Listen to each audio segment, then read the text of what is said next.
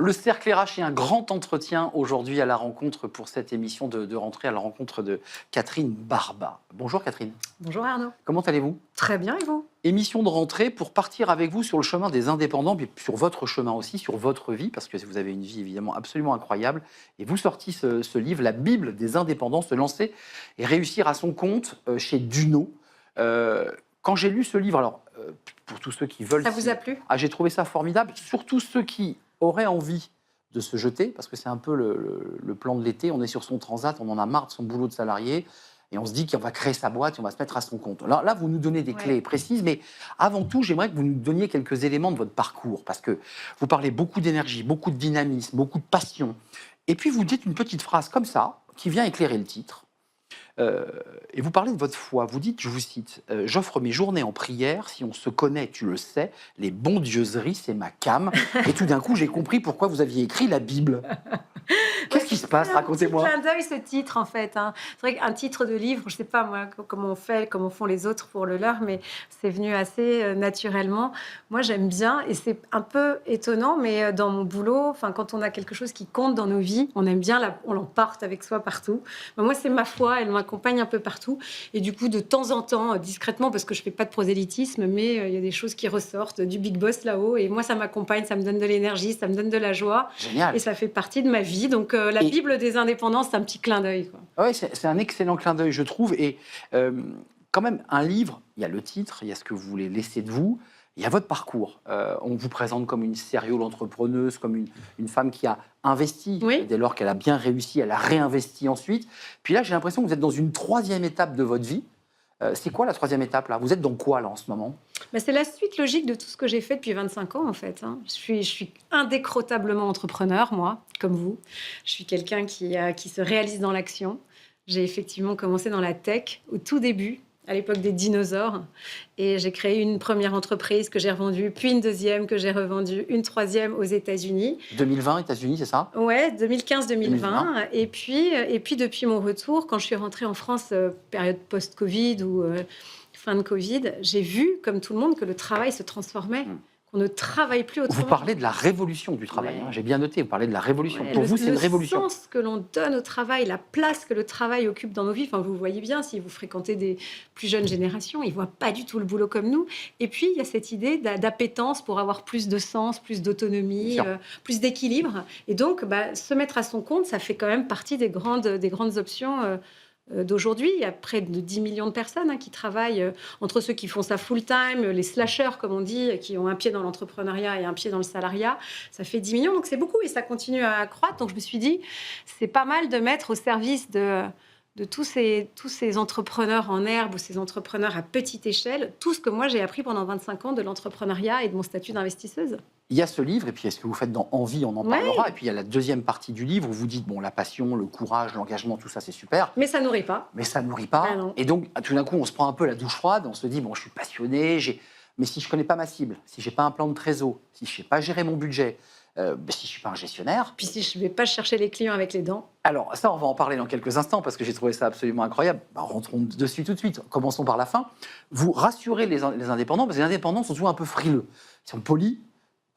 Ils envoient un SMS ou un mail, et puis ensuite ils disent c'est bizarre, j'ai pas de retour. Vous vous dites non, il faut relancer.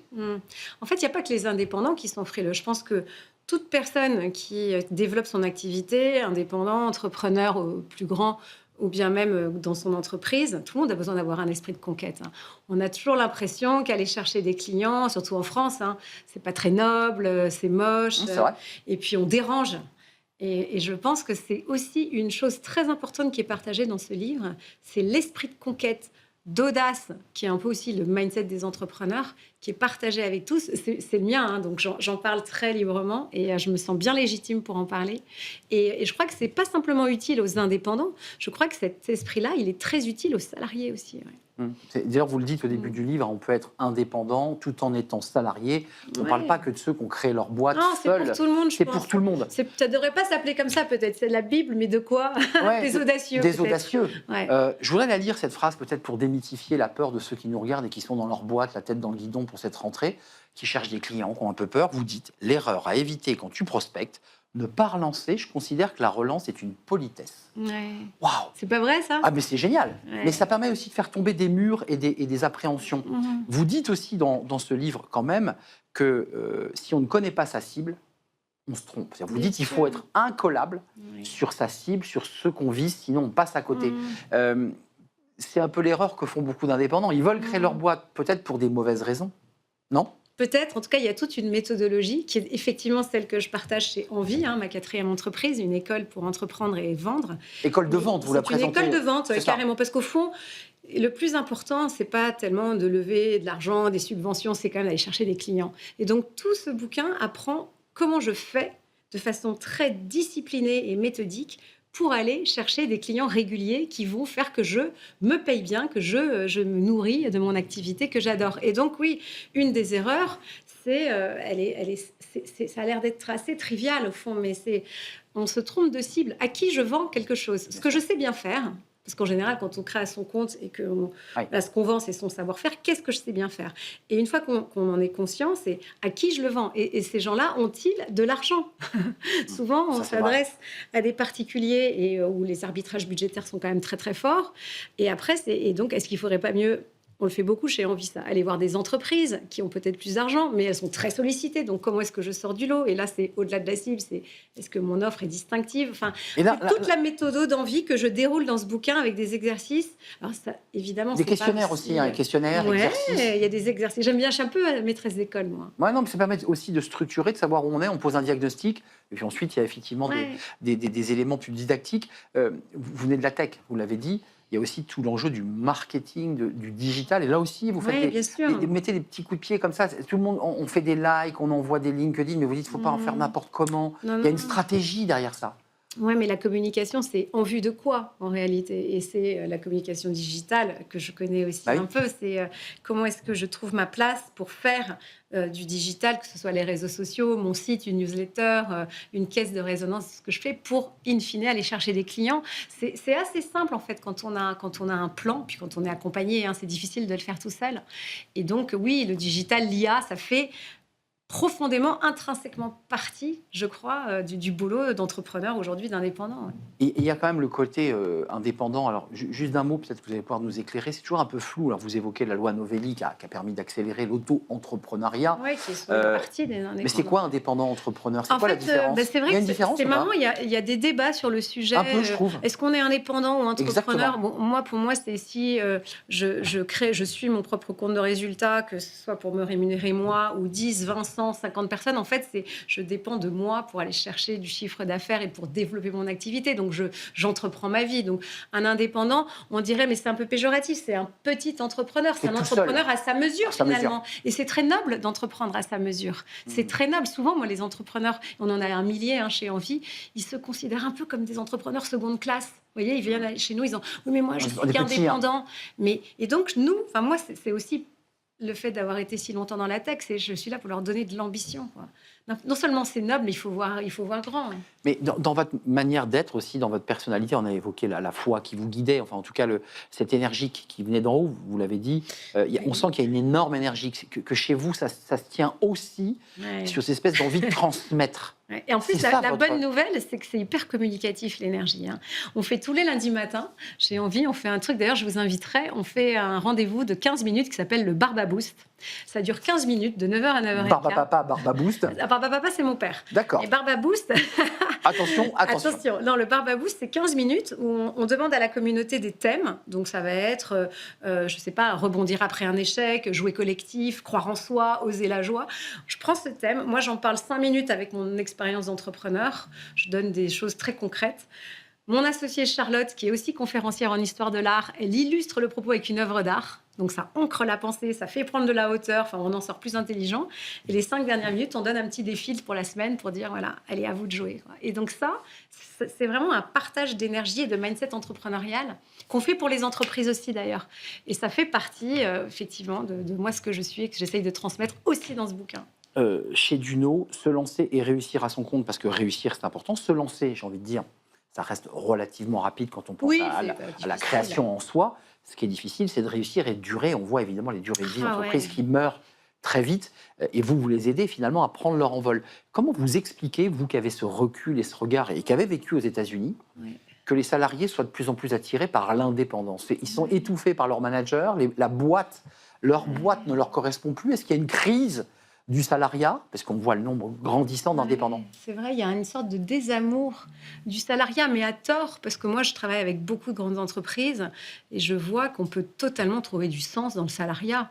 Mais peut-être qu'il y a une sorte de chimère qui, à la faveur du Covid, a fait penser à beaucoup, mais Ouais. peut-être, mais tout ce que je fais au quotidien, ce pourquoi je m'agite, je me lève le matin, je me stresse. Est-ce qu'il y a du sens derrière tout ça? Et comment je fais pour faire tenir ensemble ce que je suis, ce que je veux être et mon boulot, et puis ce besoin d'autonomie? Il y a peut-être eu un déclencheur, effectivement, à la faveur du déconfinement. Du Covid.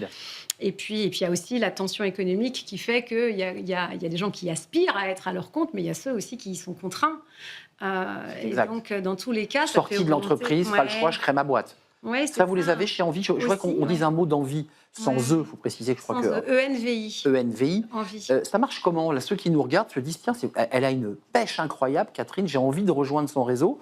Comment ça marche? Comment j'y adhère? Comment je peux participer à ce réseau? Mais il faut. Hein. Non, mais c'est à la fois un réseau et une école. C'est-à-dire qu'on peut venir pour rencontrer 1 millier d'indépendants de toute la France, de tous les secteurs qui ont plein de cibles, pour partager des bons plans et travailler ensemble, parce que chez Envie, on travaille. Hein, Donc il y a une des network. ateliers, il y a des ateliers, des rendez-vous, l'atelier business rentable où je décortique 3 business tous les mois et tout le monde écoute et je mets le doigt sur ce qui ne va pas, où il y a le pitch des indépendants. On a la chance d'avoir un réseau de 70 mentors qui sont des entrepreneurs très connus. C'est Fred Mazella, c'est Éric Larchevêque, Marc Simoncini, Nathalie Bala, et ils viennent. Pour qui vous avez travaillé? Vous avez été DG de Simoncini, Oui, il me c'était semble. mon boss. Il me semble. Ouais, exactement. Ouais. Et donc, ils viennent, et pour des entrepreneurs qui se considèrent comme tout petits, passer 1 heure avec un entrepreneur de cette envergure, de cette étoffe, pour présenter son business et avoir en feedback, alors ça, je comprends ce que tu dis, ça, je comprends pas, et qui donne Bien des sûr. conseils. En fait, ça construit profondément la confiance. Donc, en fait, on a un réseau avec des activités auxquelles on peut participer. Et puis, quand on veut aller plus loin, on se forme à la vente, au business plan, à l'offre, en fait, à ce dont on a besoin. C'est chouette, ça se passe en ligne et ça va faire bientôt 3 ans qu'on fait ça. Bouclons la boucle, on a démarré par la spiritualité, par l'esprit, par l'invisible. Si je vous dis tu es une merveille, Oh là là, c'est chouette, ça, j'en parle dans ce livre. Ça vous a marqué, ça? ça m'a beaucoup marqué. En fait, c'est quelque chose que je partage parce que je me rends compte que de tout, finalement, ce qui fait le succès, alors je vais parler de moi, de mon parcours, mais autour de moi, que ce soit les boîtes dans lesquelles j'ai investi ou les indépendants que j'accompagne, cette dimension de confiance en soi, d'estime de soi, elle est extrêmement importante. Très. Et donc, j'ai un petit module qui s'appelle le coaching confiance et énergie chez Envie. Et donc, j'ai fait quelques vidéos. Et à un moment, je raconte cette histoire, comment j'étais à l'école. Mais vous l'avez lu, donc je vous la redis. J'étais dans une école de filles. Oui. Et il y a une bonne sœur qui nous disait assez souvent, vous êtes des merveilles. Et en fait, ça nous faisait bien marrer parce Ça vous que. boostait. Mais non, mais moi, ça me faisait rire. Je disais, oh, machine, c'est pas une merveille. Alors, et puis moi non plus. Et en fait, c'est drôle Quand parce même. qu'avec le recul, je me dis, c'est une façon de se dire, tu as du prix, tu as de la valeur, tu es quelqu'un de valeur. Tu es là, tu existes. Et ce que tu fais, Compte. ce que tu fais compte. Donc, sois confiant, avance. Et je sais que c'est une phrase que j'ai pas mal répétée à ma fille, qui s'est bien marrée aussi. Vous leur dites pas votre réseau Envie quand vous êtes en ligne avec eux, vous Si, êtes des bien merveilles. sûr. Bah oui, bien sûr, je leur raconte tout. Ils savent tout de moi. Avant de nous quitter, ça c'est votre 3e partie de vie. Comment vous la voyez, cette 4e? Vous dites, je vais réinvestir dans l'entreprise, je vais redevenir salarié, je vais repartir, je sais pas moi, en Australie pour inventer un nouveau... C'est bien. En fait, moi, je crois que, je sais pas pour vous et les gens qui nous écoutent, mais je suis pas forcément quelqu'un de visionnaire. En revanche, quand un train passe et que c'est le bon, je sais que je monte dedans. Et donc... dans l'incertitude qui est la nôtre aujourd'hui, bien malin celui qui saura dire je vais faire ça dans 5 ans, puis dans 10 ans. Clair. En revanche, c'est est-ce que j'ai développé les ressources internes et l'entourage Pour aller qui fait attraper que des choses. le jour où quelque chose se présente, je sais que j'aurai la bonne attitude pour faire face. Parce que c'est ça, au fond, dont on a besoin. La bonne Qu'on réaction. soit salarié ou à son Ouais, compte. c'est vrai. Ouais. Merci Catherine. C'est vrai que c'est très communicatif, Merci. votre énergie. Merci à vous. Catherine Barba, la Bible des indépendants, se lancer et réussir à son compte. À son compte, c'est un vieux mot qu'on utilisait dans les années 80. J'aime bien, moi. Il s'est mis à son compte. On Travaille à son Il compte. travaille à son compte, c'est l'artisan plombier. Ouais, C'est bien très sûr. intéressant cette expression. J'aime bien. Édition Duno, Catherine Barba et cette énergie communicative. Merci Catherine de nous avoir Merci rendu à vous. visite. Merci. Et puis bon vent à Envie, à toutes vos envies d'ailleurs pour faire un vilain jeu de mots. Merci à vous.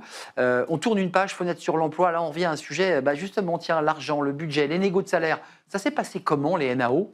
Pas terrible, on en parle.